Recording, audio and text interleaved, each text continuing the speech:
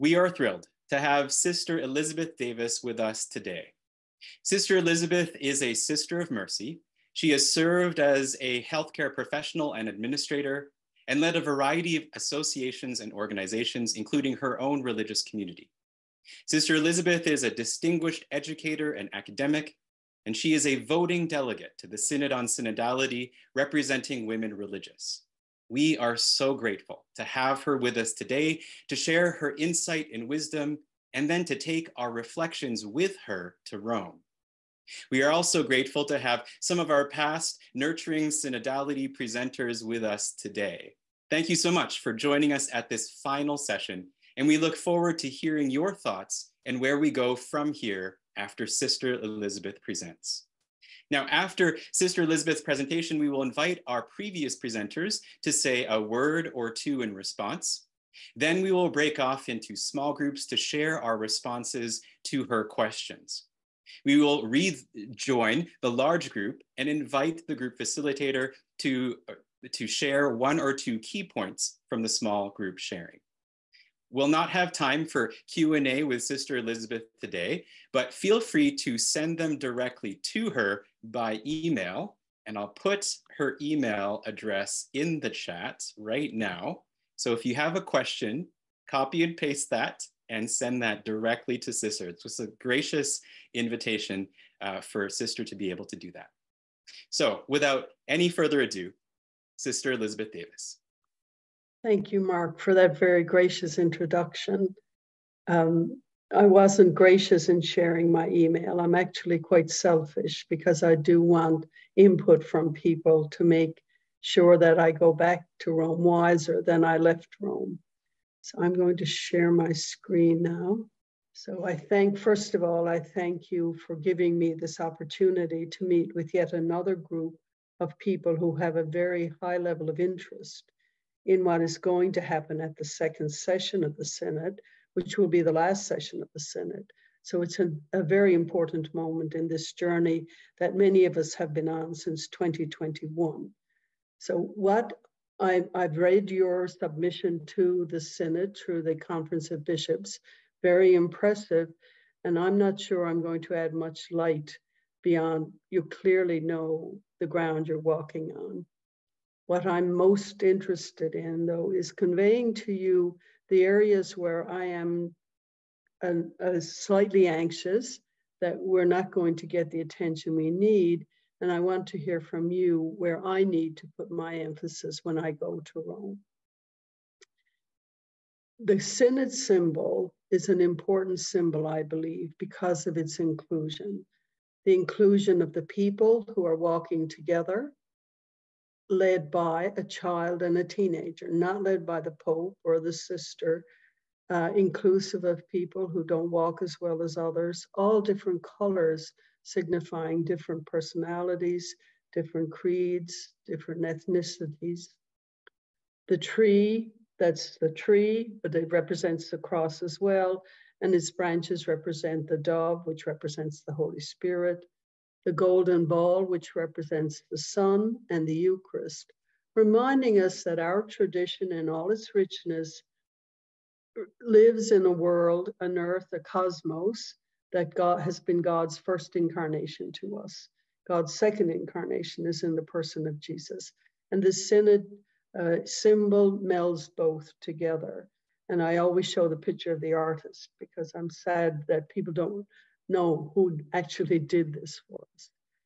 On that Synod logo as well, we get the three key themes of communion, mission, and participation.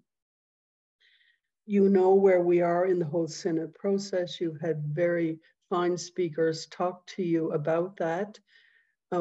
We're in that process, which ends at the end of October, but actually probably then really begins as it finds its life within our church around the world. We met for our first gathering was actually an ecumenical service led by Taizé, and that was led by young people. So that was quite a good reminder to us that our church is not a church in isolation, that it is a church in communion with other faith traditions. So you see quite a number of people joined us for that gathering.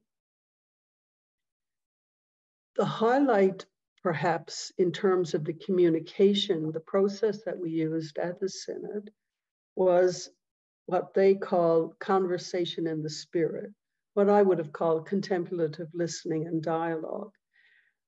After our Taizé ceremony, we went on retreat for 3 days to the north of Rome, to a retreat center there, quite a modern retreat center, actually. And in those 3 days, we practiced this conversation in the spirit. It's a 3-step process. The first step, everybody in the circle speaks for a designated number of minutes without interruption on the theme that's presented. There's prayer and silence. Then in the second step, everybody again speaks without interruption, but this time we say what we learned. I say what I learned from all the other speakers, what I learned that I wanted to hear, what I learned that I resonate with, what I learned that I resist a little bit, what the document called divergences. And in the third step, we talk together then about what we see as our key themes, where we agree, our convergences, where we disagree, our divergences. A very good process. The women religious who were there were very comfortable with this, because we tend to use it all the time in our chapters and assemblies. The bishops and cardinals who were present were not so comfortable with it. So the practice over 3 days was very helpful for all of us. Then we returned to Rome for Mass, and you can see we're gathered where all the white is, on the left-hand side. And again, many hundreds and thousands really of people joined us in the square. In that opening Mass, then we really began to situate ourselves back in the Vatican, back in the space where we would spend the next 27 days together. The 3 themes of the Synod are beautifully expressed, actually, very sensibly expressed in the process. The first is communion, but not just communion, a communion that radiates. And we know our church today is not a communion that radiates. We know our church is subject to a loss of credibility, a loss of influence, a loss of moral leadership. And so we're not a communion that radiates right now. That's what we're called to become. The second theme around mission really focused on co-responsibility in mission. We have quite a hierarchical church, but at this time in our history, that's perhaps not the healthiest structure for us. So the emphasis on co-responsibility was quite permeated our whole time together and was quite important. The third theme was participation. And what that theme reminds us that at any point in history, any point in time, you always need to be a communion that radiates. We always need to be co-responsible in mission. But at any point in time, we have to use processes, procedures, structures to suit that time that will enable us to live a communion that radiates and be co-responsible in mission. So that's the pragmatic one, if you will, that changes over time. When I'm asked to describe the Synod, I describe it with 2 simple phrases. The word Synod itself means walking with. Walking with is essential, but not enough. The 2 parts are walking with and listening to. We have been a church that excludes for all kinds of reasons. We've sent people to the margins. And if we're going to expect people to join with us in our church, not necessarily become members of our church, but work with us to bring about a world of peace and justice, we can't expect people to come back. That would be naive on our part. We have to go to the peripheries, and there we walk with and listen to people. And that theme runs right through all the documents. This is all of us gathered together. We're the delegates, but also in the group you're looking, there are 364 delegates. of which 54 were women, some religious women, some lay people, lay women. Very few lay men, actually. The men were mostly cardinals and bishops. You can see Pope Francis in the center. There were 3 of us in the space who were disabled. Pope Francis came in a wheelchair. I came with my walker. And Luca, who's sitting next to Pope Francis, came in an electric wheelchair and constantly offered both Pope Francis and me the opportunity to use his superior electric wheelchair, which was quite delightful. You'll recognize the space we're in. It's the Pope Paul VI Hall, relatively new, built in the early 1970s. And we're in front of that wonderfully dramatic sculpture, Jesus rising from the nuclear blast. Not as far away as we would think. This was a space that we met in Synod. So we met at 32 tables. We met at tables according to language, but the languages were all European. Italian was the main language, English, Spanish, French, and Portuguese.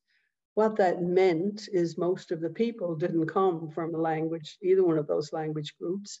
So most of those who had other languages would be at the English table because their second language was most likely to be English. We changed tables 4 times. We had the same table at the beginning and the end, and then in the middle, we changed tables for communion, mission, and participation throughout the course of the month. With my luck, my table was always right across the hall, so I had to go right across the full hall with my walker. If you've been in Rome, you've been in this space, because this is where Pope Francis will meet you in audience. And this is the front section. The chairs you can just barely see on the edge. That would be where you would be sitting. And this looks like it's flat, but my walker running away from me tells me it's not quite flat. It's slightly at an incline. You can see where Pope Francis and the Synod leaders are, slightly raised on the upper right-hand side, not very much raised up, but enough that we could get a sense of that when they were leading us in the processes. We did have translation in the languages I just mentioned. And our groups were 12, usually, with one facilitator who was not a voting participant.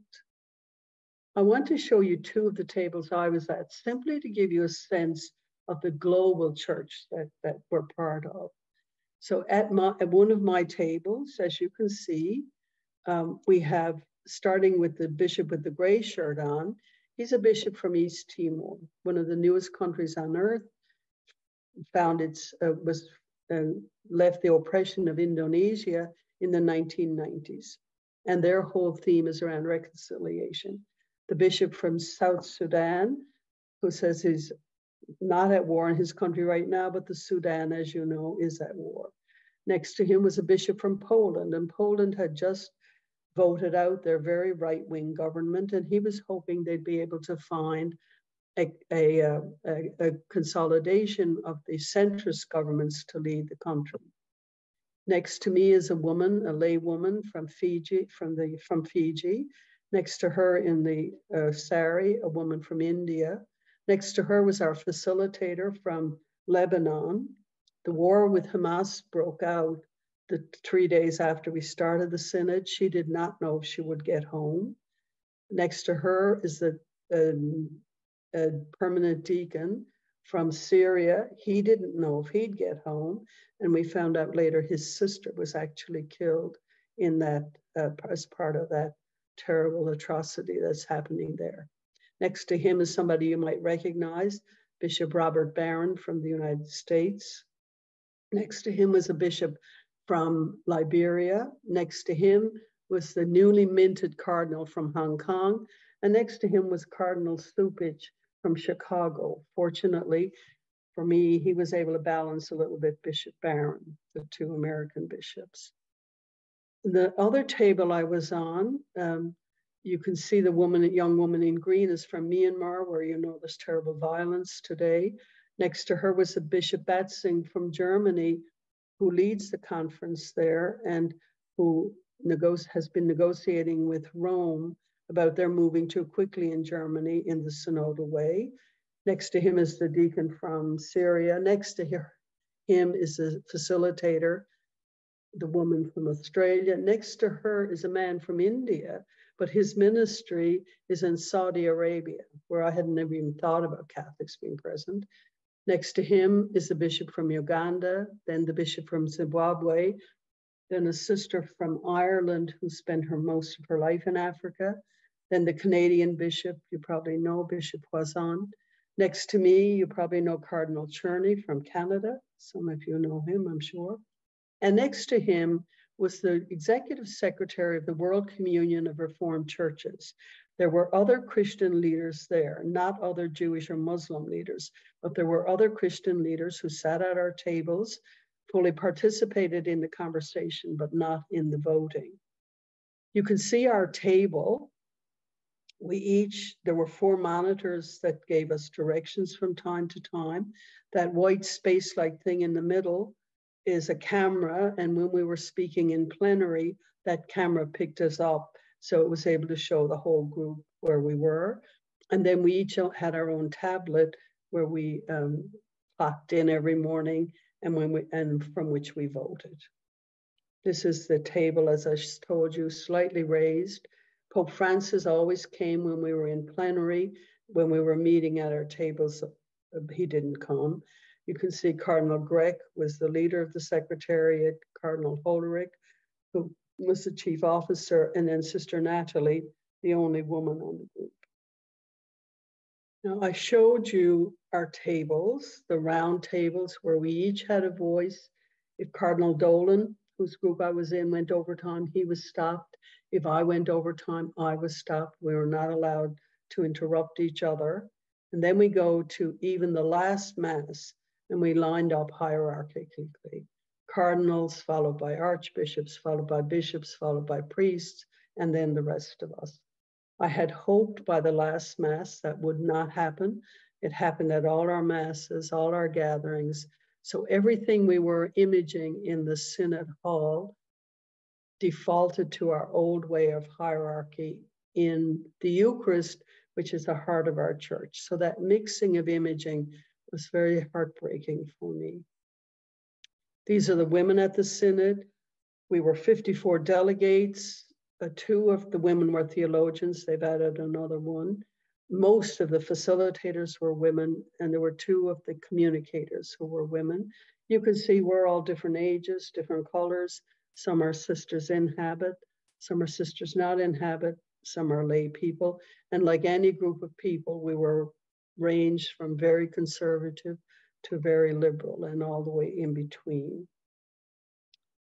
One day we spent one evening after the session in the dark, we went to the square to pray for migrants and immigrants, which was very much on our radar all through the month because of what was happening. We had 2 bishops from the Ukraine, a young Roman Catholic from Moscow. You can imagine those conversations. We had people from Palestine, from Syria, Lebanon. You can imagine those conversations. So Pope Francis had led us in prayer in front of this statue, Angels Unaware. As you know, it comes from Hebrews, where we're told to welcome strangers because there might be an angel in the midst. The old translation said, angels unawares. That statue you're probably familiar with was done by the Canadian sculptor Timothy Schmalz. His more famous sculpture is the homeless Christ lying on the park bench. I wasn't going to go to that event because of my walker. I couldn't go across the cobblestones.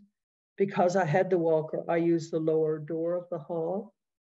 And the Swiss guards and police who guarded that door got to know me very well, actually loved me, I think, thinking of me as their grandmother, not even their mother, which was a bit humbling. They invited me. That evening, the Swiss Guard supervisor said to me, "Sister, are you going to the square?" And I said, "No, it's too difficult with the cobblestones."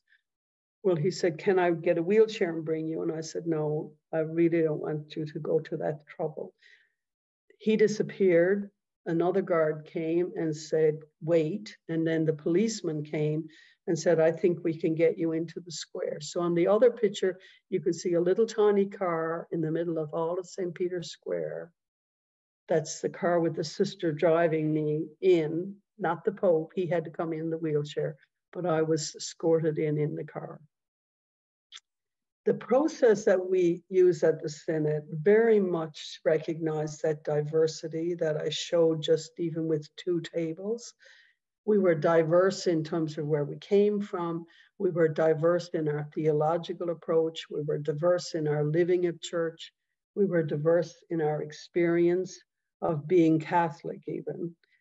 But we were all united in the fact that we were all Christians there and believed strongly that we have a mission to make this world safer, more just, more peaceful. We recognize, though, and it was said out loud over and over again, that we are broken, fragile, polarized, and therefore the more we are feeling that, the less we are able to do that ministry to which we are called. Was there a sense that we needed to find a way to come to terms with that, to openness to come to terms with it. We recognize the conversation in the Spirit requires prayer and silence, and it means encounter. Encounter doesn't mean we meet each other. We can meet each other and walk away. Neither one of us is changed. When both of us walk away changed, then we have encounter. Timothy Radcliffe, whom you would know, I'm sure, his work, he gave us a beautiful, he was one of our 2 spiritual leaders. Sister Ignazia was the other, the cloistered sister from the north of Italy. But he gave a beautiful talk on the Samaritan woman. And he was in the residence I was in. At lunch that day, I thanked him for the talk. And I said, I'm really sorry, though, you didn't finish it. He said, excuse me. And I said, you talked about the fact the Samaritan woman was changed by that meeting with Jesus. I said, you forgot to remind us that Jesus was changed by that meeting as well. And you can see that in the progression in the biblical text. But all of that is for naught if it doesn't end in action. That if I go away changed, but my behavior doesn't change at all, then we have not achieved what the synodal process is calling us to. The fruits of the synod, as you know, are 2. We had a letter to the people of God you have a letter from all of us at the synod, a 2-page letter. And then there's, in English, a 41-page synthesis report that took all of the themes and does it according to communion, mission, participation. So the first 7 chapters are on communion.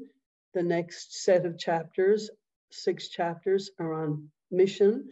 And the third set of chapters are on participation.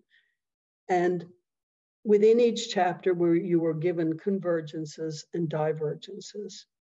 You'll be disappointed I'm not going to read the whole 41 pages for you, but I will make some of the highlights, which you picked up beautifully, actually, in your submission. I think it is important for us to recognize that the Synod recognized there are a multiplicity of voices in that gathering, and that there is much polarization and distrust, not only in the gathering, but in our church itself. And we really need to achieve communion that radiates. It doesn't mean communion that everybody is alike, communion that radiates, and that's going to require very skilled process of reconciliation to help us come to. Part of that, as I said earlier, is listening to voices that are not always listened to, the voices of lay people, the voices of catechists, the voices of children, the voices of elderly people, voices that don't always feel safe to speak. But if that listening does not happen, we're not going to get that communion that radiates.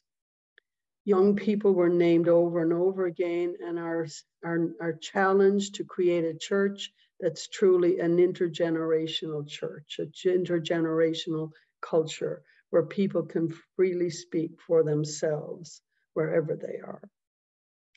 The family was named as the pillar of every Christian community, and it was recognized that parents and grandparents are the first evangelists, the first preachers of the gospel.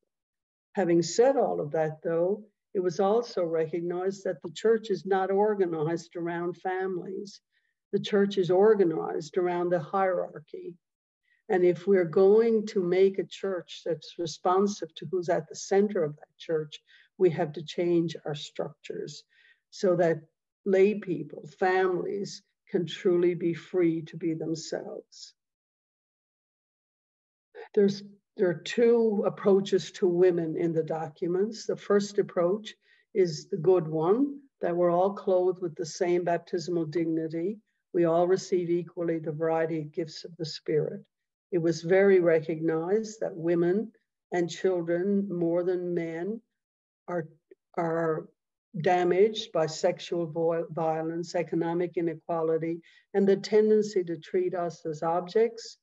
Were scarred by human trafficking, forced migration, and war. It was also recognized that the relationships within our church between women and men are also not strong. And as long as they are not, we're weakening our credibility to be the prophetic voice we need to be, and we need to name that and deal with that. Unfortunately, then the document goes on to say something that reinforces that polarization. It talks about us having two distinct experiences of being human, male and female. It talks about the Marian and the Petrine approaches. And that black and white approach, that dualistic approach, is not a healthy approach. One of the cardinals at one of my tables said to me, Elizabeth, I think women have a set of ministries and men have a set of ministries, and we each should be fully supported in those ministries, and we're not. So that's what his goal is. And I said, Bishop, that's all very well, but it's a funny thing. My ministry is always subservient to your sets of ministries. And so he said, I learn not to argue with you, Elizabeth. But that's what happens here in this way of expressing complementarity and reciprocity as two distinct experiences of being human, one being lesser than the other. There was an openness, to my surprise, about women's access to the diaconal ministry. Never was the ordination to priesthood mentioned. And even though it was mentioned on the floor, it was mentioned in the small groups, it was mentioned in all the Continental Assembly documents, but for some reason it did not get into that final document, the synthesis document, even as a divergence. And that has upset me terribly, that it wasn't named, even as a divergence, it wasn't named. In matters of justice, social justice is actually fairly well dealt with in the document. It reminds us that we tend to speak about poor people as they, and us helping them. And it said, this is such a terribly wrong approach. We did that with even the Corporal Works of Mercy. As you know, we say, feed the hungry, give drink to the thirsty, meaning we help them, objectifying poor people again. Whereas that's not what Jesus says. In Matthew 25, Jesus says, I was hungry and you gave me to eat. I was a stranger and you welcomed me. To my major surprise, it was probably the greatest surprise for me at the Synod, ecological justice was practically ignored. They had nothing against it. They just didn't think it had any place there. There were two of us in the room, I would say, who were passionate about this. And I said to the floor, I will be too embarrassed to go back home if we don't stick it in there somewhere. So my sentence got in there, but it was very poorly treated in the conversation, which was given that Pope Francis had given us Laudate Deum the day of the opening of the Synod. I was appalled by this. The other person who was even more passionate than I was about it was a bishop from the Pacific Islands, whose people are going to be underwater soon because of climate change, and nobody will take them. Another disappointment was the failure to name the members of the LGBTQ plus communities by name. The African bishops, as you know from the public domain, were dead set against naming them. It's in there obliquely. It talks about issues like matters of identity and sexuality, and that's what it's referring to, but not set outright. Again, not appropriately. And sadly, the latest document from Rome on this is poorly worded and very poorly placed in time it was released. The document does say, though, on that issue, among the others, we need to give more time for reflection and energy. A major issue, and I note this well in your own document that you've submitted, is around accountability. Every one of us are called to be part of a culture of lifelong formation and learning, and your group is a living example of that. What I was a bit surprised by, but pleased to see, supported by the bishops, was a call for structures and processes for review of the bishops and the priests' performance, things that don't happen today. Every time Pope Francis spoke to us, he spoke about the dangers of clericalism. Now, when we spoke about it in the hall ourselves, it was often tempered by lay people can be as clerical sometimes, supporting clericalism as priests. But when Pope Francis spoke about it, there was none of that. He was clearly speaking about priests and only priests. And we were reminded that baptized men and women who are living in complex situations of loving relationship, meaning they're divorced or other realities of that, are expected to be allowed to take part in church services. And we already heard that from Amoris Laetitia, but ignored it, I suspect. There was a fair amount of conversation around the digital environment. Pope Francis actually added to the continental assemblies a new continent, the digital continent, and a recognition that our world is very much engrossed with this digital culture, changing our whole perception of who we are and how we are. The young people particularly, but not solely, that to be missionaries in that world requires a lot of formation, since we weren't particularly good missionaries in our colonial worlds. There were two positive liturgical notes. One was around the issue of what the document calls Eucharistic hospitality, which means opening communion to too many of those we now exclude from communion. It was particularly strong in terms of interchurch marriages, and then a call for liturgical text to be more attentive to women's lived experience, to language around women when people are preaching, and so on. A formation, and I loved how you named that in your document, was strongly, strongly spoken about. And it said that not only we are not the object of formation, we're the subject of formation. And it reminded us the first formation always takes place in the family. And they talked about the dialect, the language of the faith we get from our parents and grandparents usually. It talked about formation, and the key phrase for me is that we need to be formed together. We can't be forming seminarians over here and people in consecrated life over there, and young people over there, and older people over there, that we've all got to learn to be formed together in this new way of being synodal. I want to end then with my own personal meeting with Pope Francis, that I'm delighted with, but that's not the main point I'm going to make here. I had given a talk in healthcare, my other life, and got a gift in thanks for the talk. I thought I was going to get a nice chocolate bar, but instead I got a children's book. The indigenous people of my part of the world are Mi'kmaq. The gift I got was a book called Walking Together by a Mi'kmaq elder, Albert Marshall, illustrated by a Mi'kmaq artist, Emily Kouajishek. Now, they weren't from Newfoundland and Labrador, they're from Nova Scotia. I wondered if I was courageous enough, and you know what we Canadians are like, we're so diffident.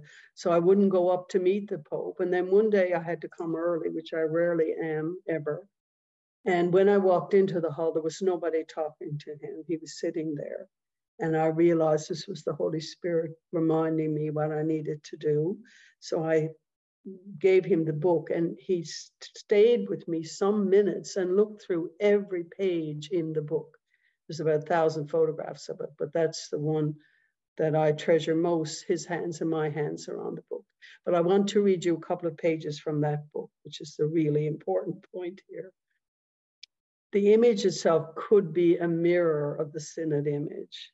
The people walking together, different sizes and shapes, nature all around them, embracing them. Elder Marshall has talked about this two-eye seeing, and that's at the heart of this book. And I'm going to read the pages. When we walk together in a good way, we learn to see the world through two eyes. We receive the gifts of Mother Earth through stories. When we walk together in a good way, things are revealed. We hear those who are returning and those who stayed sing the lands and waters awake after a deep rest. We are never alone. We need each other. Mawikwek, together we are strong. If we could only learn from this, we would know how to walk together, to listen to each other, and to walk the synodal way. So my question for you in your small groups is quite simple. Your whole document is beautifully presented, but what is the key message you want me to take back to Rome? Many of your messages are already embedded in the document. People are supportive of them. But what is the one you want me to be the voice for? And what are the messages you yourself want to make sure that you bring back to the many communities of which you are part? These are the questions we would ask you in your small groups. Key message you want me to take back to Rome in October? And what key messages do you need to take back yourself to all the communities in which you are part? Thank you so much for that wonderful presentation. Again, we'll not have time for questions and answers with Sister Elizabeth, but I have posted in the chat her email, and you are most welcome, as you heard, to send her your thoughts and questions about her presentation.